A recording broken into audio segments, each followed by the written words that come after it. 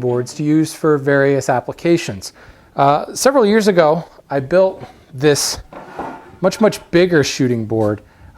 It is actually designed specifically for panel work, whether it be door panels or something like a drawer bottom panel. The wide footprint just makes it really good for plopping down either a glued up panel or a solid piece like I have here, and truing up that edge all at once. Very helpful tool to have around. I set it up to actually have two different ramps because I am a lefty and first started working over here.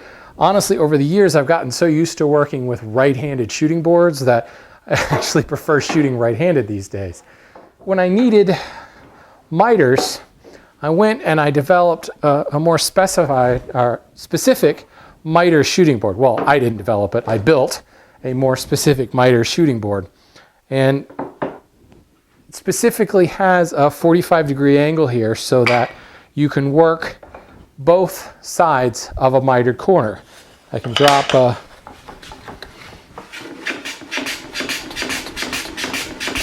mitered piece of molding in here.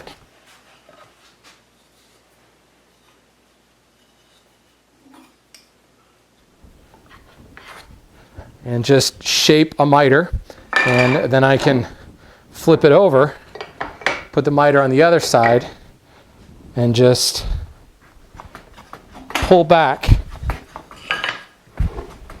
and shape the other side of that miter until I can get a good fit of, something like a molding that goes around a corner. Again, another really specific shooting board designed just for miters. Recently, as part of a hand tool school project, actually that other miter shooting board was a hand tool school project too, I built this wide miter shooting board. Oftentimes when we refer to wide miters, we talk about something called a donkey's ear shooting board. This is kind of a modified version that allows you to set the workpiece down flat and the plane comes in at an angle. And it's got a stop that just rests it right at an angle. So if you're cutting wide miters, like maybe I was turning this into a box or something like that, I can come in, slide this up against the fence, and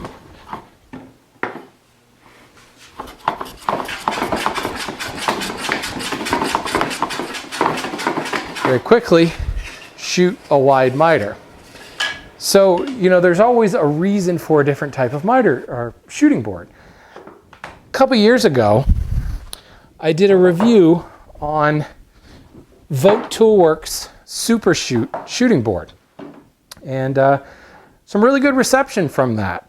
It is a great solution that has several different attachments that will allow you to do all of the operations I just talked about, from flat miters to, flat 90-degree ends to flat miters by taking this little bolt out, sliding it through the fence, and just screwing it in place so that you've got now your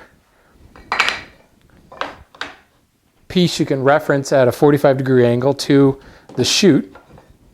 I can remove this and drop in the donkey's ear attachment, and it just screws into 2 points on the bed of the chute itself, and there are a couple of Allen nuts in the back and the inside here that secure it in place. And you take your piece, put it against the fence, and you shoot it across.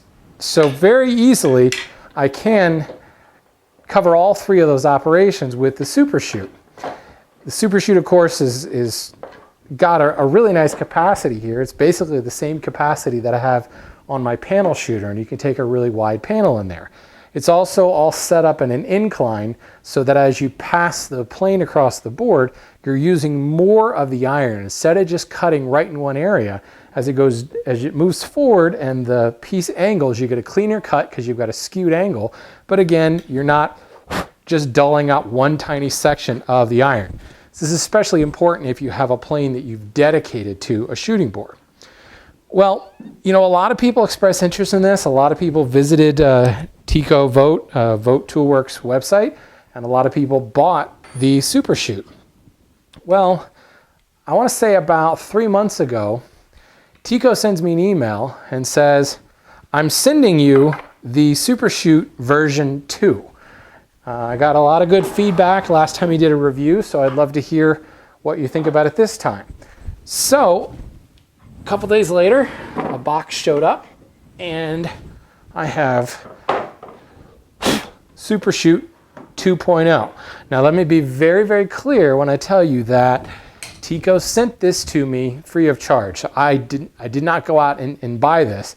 However, the original Super Chute, I bought that with my own cents, dollars and cents there. So, you know, call me maybe a little bit biased because obviously I didn't have to pay for this. Besides that out of the way though, this is an outstanding shooting board. The principles are exactly the same as version 1 with the ramp. He's got the ultra high molecular weight plastic on the side along the edge so that when your plane comes in place, it actually rides up against that edge, both on the bottom of the sole and on the side. It's riding on that highly slick plastic. And it's not actually, because the spacer in here keeps the plane away from the actual wood of the board, it doesn't cut into anything. The old Super Chute had the entire fence back here was adjustable. The donkey's ear was very adjustable. It allowed you to kind of set it up just for the perfect angle. Well, that ended up getting to be kind of annoying at times. If you wanted to switch back and forth between operations, there was quite a bit of setup, especially in the donkey's ear, to get things all set up for you. The new version 2, the fence block back here locks in place very, very firmly, and you've got Allen keys in a front kind of sacrificial fence that will allow this to scoot backwards and forwards. So you can actually move your fence over and line it up with the blade. I don't want it actually cutting that fence, but I want it right in line with that. So I've got full support all the way up to the blade to prevent any kind of tear out on the back side of the cut. And it supports it all the way through. The other thing is this maple fence here. On this particular version, Tico actually used a toothing plane and roughed up the whole fence, so it's got a real grip to it. The version he's selling now, the whole thing is made out of a multi-ply European plywood, so it's got a little bit of a grip to it anyway, plus it's highly, highly stable. This whole thing is made out of a very high quality European plywood with hard maple edge banding around everything, so it's really well constructed. The genius of version 2 are these series of metal, what do we call these? Rivets almost, that register the attachment. So I've got the miter fence here, and there are iron pegs on the bottom. It drops into those holes and registers really, really automatically, and it doesn't move on you. What's even cooler is he's got one of these mag switch things right on top, and there's a metal plate embedded into the underside of this ramp. So when you drop that in and you flip the switch, now it won't come out. If you've ever worked with one of these mag switches, you know how well they hold. There's nothing making this come out. So now I can grab my piece and it flips right up against the fence. And again, this fence is the same type of thing. It's got these Allen screws in here that will loosen and allow you to slide this fence back and forward so you can get really zero clearance on the back side of the cut. Again, on this particular one, he's used a toothing plane to rough it up. The ones he's selling now, again, it's all European plywood. But you see just how quick and easy it is to drop that fence in place. Get your plane up here, and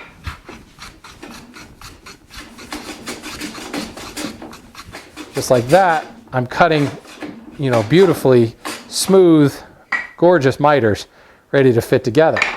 Now again, it may be rare that you're switching back and forth from flat miters to wide miters, you know, all in one operation. But again, that quick ease of setup is what makes things so nice. I've got it set up now for cutting a flat miter like I have with these moldings here. What if I wanted to cut a wide miter, a box miter or something? I really can do it very quickly. I can just lay out the miter.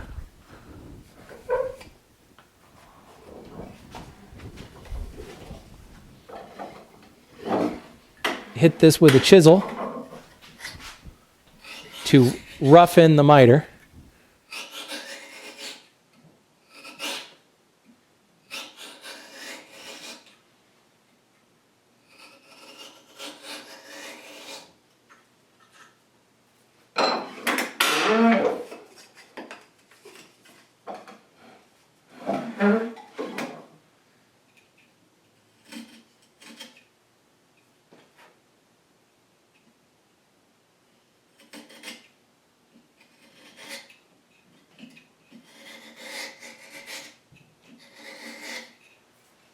Once it's roughed in, come over to the super chute, pop the flat miter jig out of the way, drop the donkeys here in place, lock the mag switch in, drop the board in,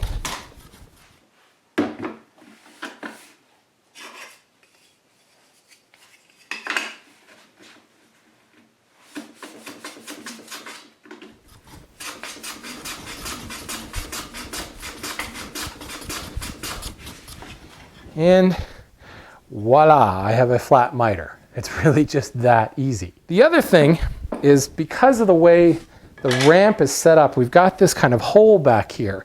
This is a great thing. A lot of times I'll take it, put it on my bench, and slide it up against a bench dog so I won't move around. But the other thing you can do is just grab a clamp, come right in here, clamp it to a bench, and you're firmly in place. So if you're ever working on, say drawers, and you've got a lot of shooting to do, or you're working on moldings, and maybe you cut the moldings on the miter box, and they immediately come over and you've kind of got your shooting station set up. You can set it up on the end of the bench and just clamp it in place, and you're ready to go at all times. The shooting board is certainly not, it's not an overly complex device. It doesn't have to be a complex device. It should be set up to be really easy to use and very repeatable, so you can get repeatable cuts. And Tico has done a simply outstanding job with Super Chute version 2. The adjustability of it and the kind of the rock solidness of it, just pulling these attachments out of the way and using it as just a 90-degree shooter. This fence block back here, it's set in place using screws, and it doesn't move. You basically set that up with a square once, screw it down, and you're set. It's not going to budge. This fence is really the only part you would ever need to adjust, and if you set it right so that the fence is exactly zero clearance, so when the plane comes across, it's not actually cutting that fence.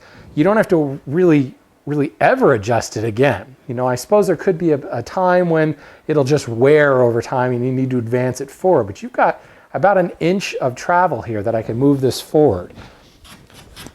The downward slope of the whole ramp, it's kind of nice because you've kind of got gravity working against you when you push it right up against the fence. And I usually would take a nice wide stance and I kind of lean into the piece, and again, that ramp makes it real easy to lean in and just make your cuts and get really perfect in grain and perfect miters. So again, there's just been what appears to be some very minor changes. The construction, everything is all the same. The whole shooting board is a little bit beefier. It's got a slightly wider footprint. It's a little bit taller. It feels more robust. The whole thing is a lot heavier.